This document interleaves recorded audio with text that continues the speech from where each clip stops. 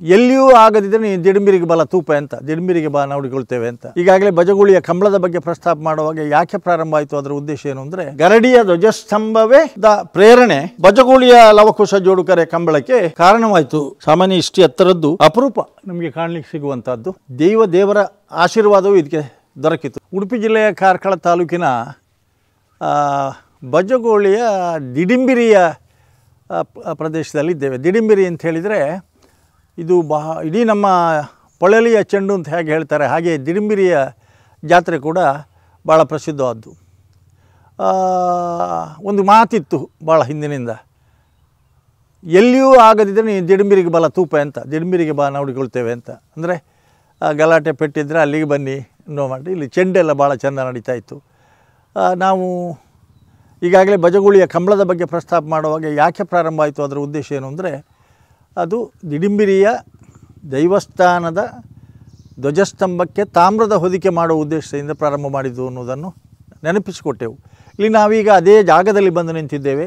ಪ್ರವೇಶ ದ್ವಾರದಲ್ಲಿಯೇ ನಾವು ಯಾರ ಹೆಸರನ್ನು ನೆನಪಿಸಿದೆವು, ಬಜಗುಳಿಯ ಕಂಬಳದ ಏನು ಪಿತಾಮಹ, ಇದಕ್ಕೊಂದು ಆಧುನಿಕ ಸ್ಪರ್ಶವನ್ನು ನೀಡಿದವರು ಏನು ಗುಣಪಾಲ ಜೈನಿಯವರ ಸ್ಮರಣಾರ್ಥವಾಗಿ ಆ 3 ಕೋಡಿ ಮನೆಯವರು ಈ ಪ್ರವೇಶ ದ್ವಾರವನ್ನು ಕಟ್ಟಿಸಿಕೊಟ್ಟಿದ್ದಾರೆ.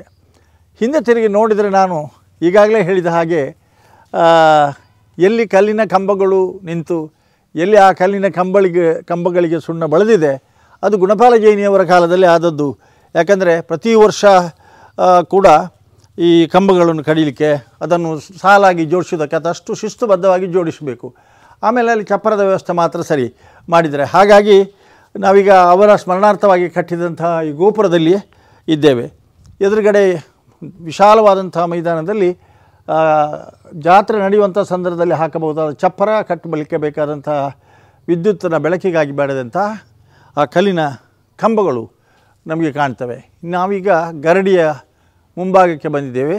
ಯಾವುದನ್ನು ನಾವು ಸ್ಮರಿಸಿಕೊಳ್ತಾ ಇದ್ದೆವು, ಯಾವುದನ್ನು ನಾವು ಆಗಾಗ ನೆನಪಿಸಿಕೊಳ್ತಾ ಇದ್ದೆವು, ಈ ಸ್ವಲ್ಪ ವರ್ಷಗಳ ನಂತರ ಆಯಿತು. ಇದು ಈ ಗರಡಿಯ ಧ್ವಜಸ್ತಂಭವೇ ಪ್ರೇರಣೆ ಬಜಗುಳಿಯ ಲವಕುಶ ಜೋಡುಕರೆ ಕಂಬಳಕ್ಕೆ ಕಾರಣವಾಯಿತು ಅನ್ನೋದನ್ನು ನಾವು ಇಲ್ಲಿ ಕಾಣ್ಬೋದು.